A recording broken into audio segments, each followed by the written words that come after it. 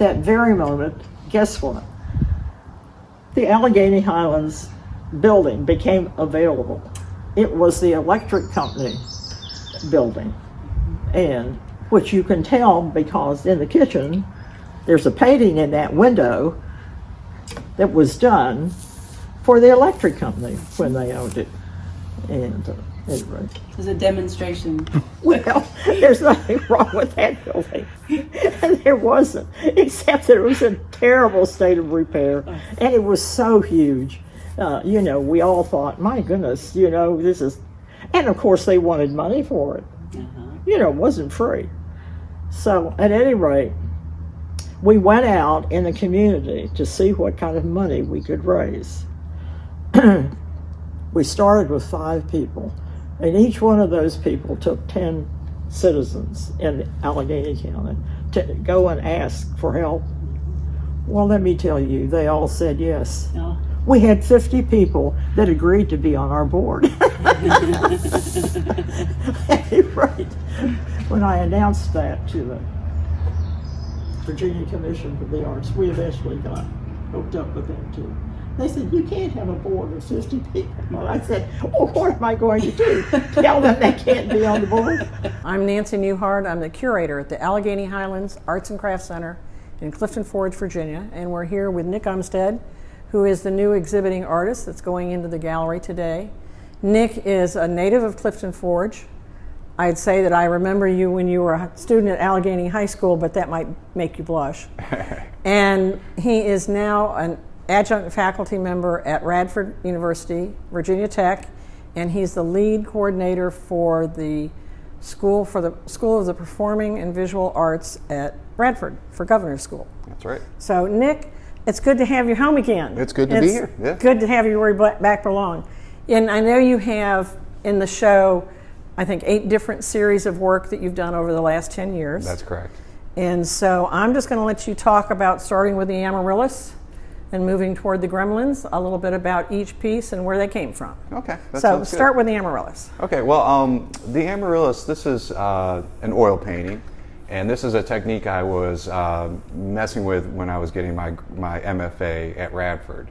It's a glaze painting, so it's actually done in several thin, translucent layers of oil paint. And oil is really plastic like that. You can kind of stretch out the pigments. So it's actually lots and lots of little layers, and what happens when light hits this, it doesn't just bounce off the surface like it does on this paint.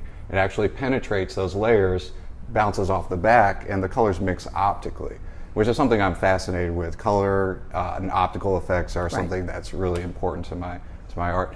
Now this actually came a little later, this technique, than say this work here. This is something that was actually in my graduate show. And you can see the difference here between the two. In this case, this is not a glaze painting. This is just a lot of wet on wet techniques. It's a lot thinner application of the paint. So the paint does directly bounce off this. This is a self-portrait. A favorite with artists. Yeah, favorite with artists. You know, like you were saying earlier, it's the cheapest subject you can have. That's right. Sitter, right?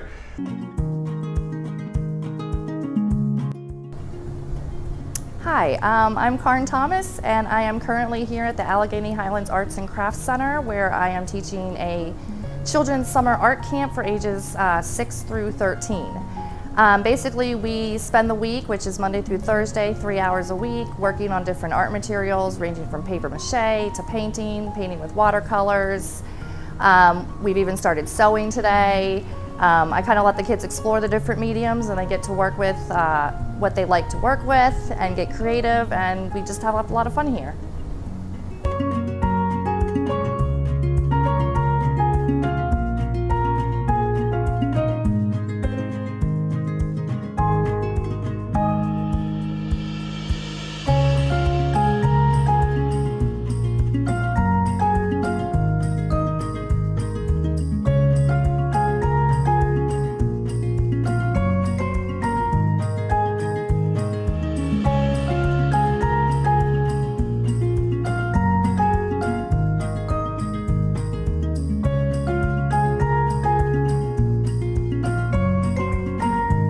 This is the Allegheny Highlands Arts and Crafts Center's one of the best shows of the year every year. It's the annual high school art competition, the Artist in Education residency exhibit, and an exhibit of the works of the 2 residency artists.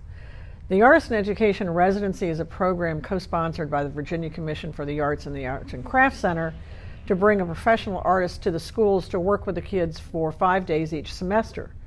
And of course, when the pandemic hit, everything went a little bit askew, but we have managed to pull it back together and do a lot of things virtually. So now we have an exhibit with work by 89 students, 2 art teachers, and 2 professional artists throughout the gallery, and it's really a blockbuster.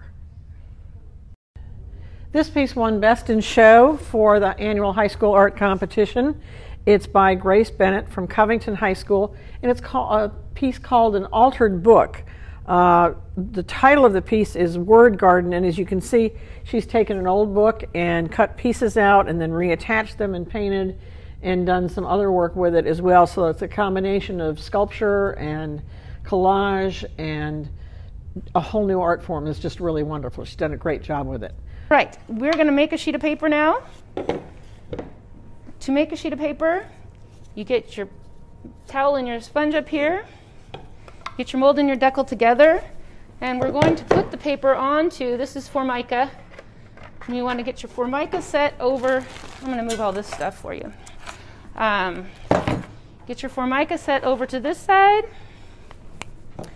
and you want to take your decal, put it on top of your mold. You want to stir your vat up because you want to get all of the pulp off of the bottom. This vat, since we just put pulp in it, is pretty heavy on pulp, so we should get a nice thick sheet. Put it in. You always want to shake that way and that way. That aligns your fibers. If you don't do that little shake, your paper will not be as strong because you're aligning your fibers to go lengthwise and horizontally and vertically. Okay, and then you're letting it drip.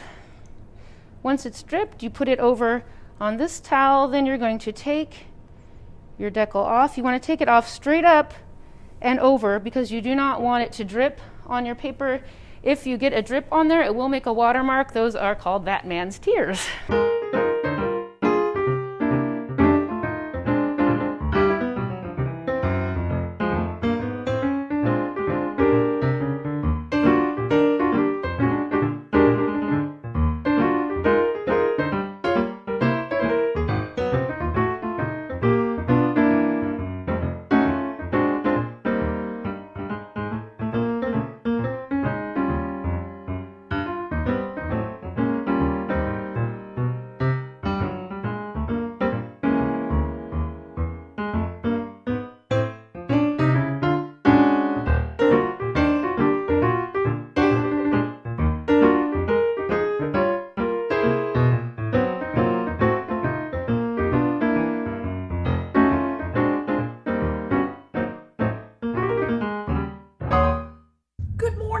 This is Mrs. Carter at the Allegheny Highlands Arts and Crafts Center, and we're here to share a Christmas book or two with you. Been a long time since we've seen each other. Before we start our books, which I'm sure you're just gonna love, I want to show you something that we've done together with the Humane Society. We decided that in order to help both organizations, the Allegheny Highlands Arts and Crafts Center and the Humane Society, we would go together and we would take some animals from the Humane Society and mix them with some of the beautiful things that we have here at the center. And we made it into a darling calendar, and I think I want to show you a couple of the pictures. It makes a nice little Christmas present for somebody if you haven't gotten everything you want yet. On the front here we go with January, and this is a picture of Elsa. That's a one fluffy white cat, and she's walking around with all these bears up in there. And those are some things that you can get here at the center. And then I'll just share. There's a dog, Sally, and she's sitting there with a bird and an elf or a gnome and some Valentine's presents that you might want to get for somebody you love. Anyway, that's for sale here at the Art Center. It'd make a real nice gift for somebody. We'll switch to our books now. Our first book is one that I'm sure you're familiar with, but I just love, and you can't go through a Christmas without having The Night Before Christmas. This was written by Clement Moore a long time ago, back in the 1800s, and he wrote it for his children. And ever since that time, over hundreds of years, it has been just everyone's favorite. This particular version was illustrated by Bruce Watley, and I love the reindeer on the front. The Night Before Christmas.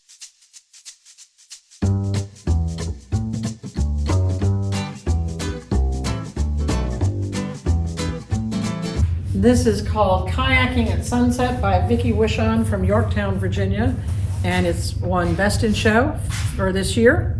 And Dan, you want to tell us what you liked about it? I think if I remember correctly, there was 18 or 20 entries in the landscape. This one just leaped out at me as soon as I saw it.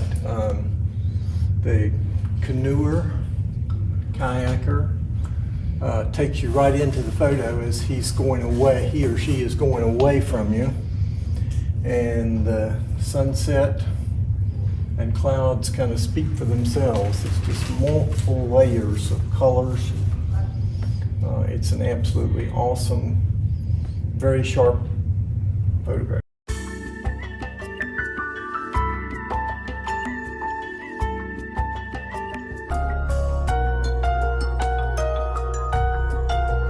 I have two examples that have been beginnings as demos and classes that I teach at the studio school in Roanoke. And I love doing figure work, and I've come across a few what I think are really interesting old family photos.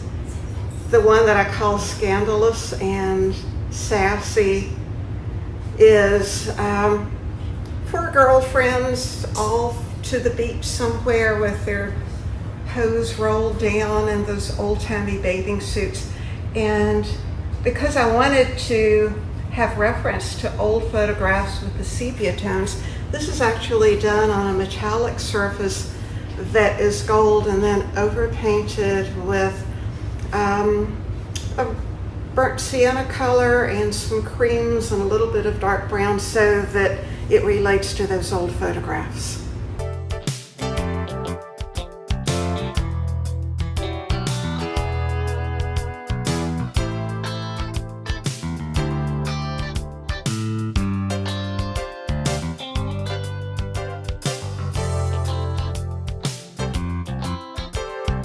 Okay, so tell me about the real king. Well, I originally did it to go in the den at the house, and that's where it hung before it went to the museum.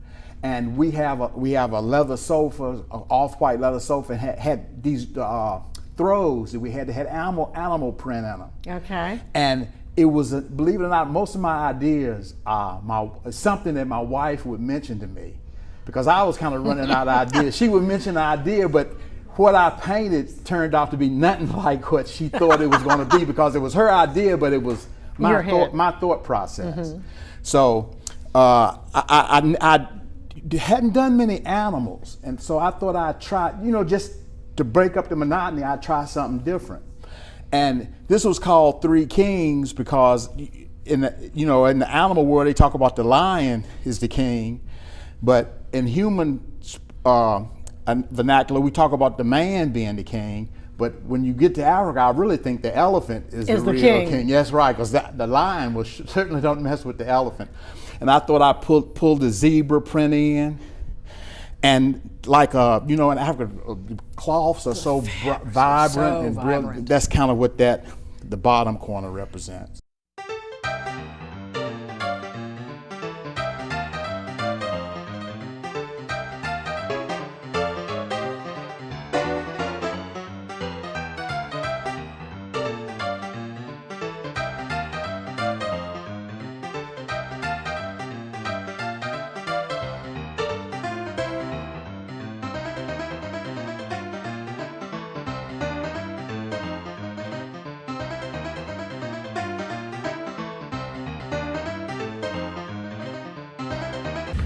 I'm Nancy Gilbert. I'm one of the volunteers here at the Arts and Crafts Center. And for Craft Week today, we're going to work on a Quilt As You Go quilt. It's a strip quilt made out of just scraps of fabric that you have around the house. I have some examples sitting here in front of me. I learned to do this in Covington one day. Mary at the little antique shop held a quilt day, and a lot of ladies, we all went there to help her out. We made quilts that she gave away, I believe, to veterans. But that's when I learned how to do this, and it's a good way to use up your scraps, maybe only add a little bit of bought material to them. And these that I have in front of me, I'll show you. I did a little bit of what they call in quilting fussy cutting. I cut out these little animals to add to those blocks because I thought they were cute. And of course, that block is a whole different size. What I'm going to show you today is more along the line of this one. This particular quilt, it's all 2-inch strips. And you end up with the end product looks like that, and that's what we're going to do today. Why don't you tell us a little bit about this piece, which won Best in Show? It's a oil and a mixed media piece, and you talk about it, and I'll see who did it. All right. First off, it's very difficult to compose in a square. We're so used to looking at things in rectangles. So to get this asymmetrical balance is beautiful. These little touches of bright color in here, the complementary colors of turquoise and red orange. And then I could not walk away from this gorgeous negative shape of the shadow coming from the organic shape of the cactus versus the geometric lines of the square and the wall that it's sitting on.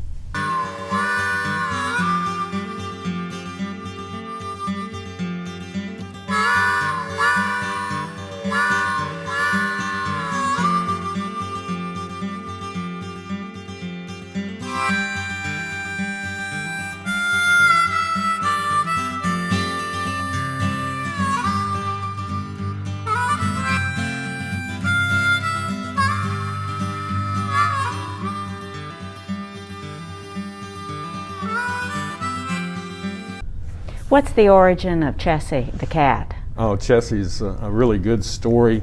There was an ad executive named Robert Probert, and he worked for the CNO, and he was given the task of coming up with a marketing idea for this new invention called air conditioning. So he saw in a newspaper this etching by a Viennese artist called Guido Gruenwald, and it was a sleeping kitten. Gruenwald was famous for his cute puppies and bunnies and kittens. So he bought that image of Chessie for $5. And that was 1933. To use with the slogan, "Sleep like a kitten, arrive fresh as a daisy in CNO air-conditioned comfort."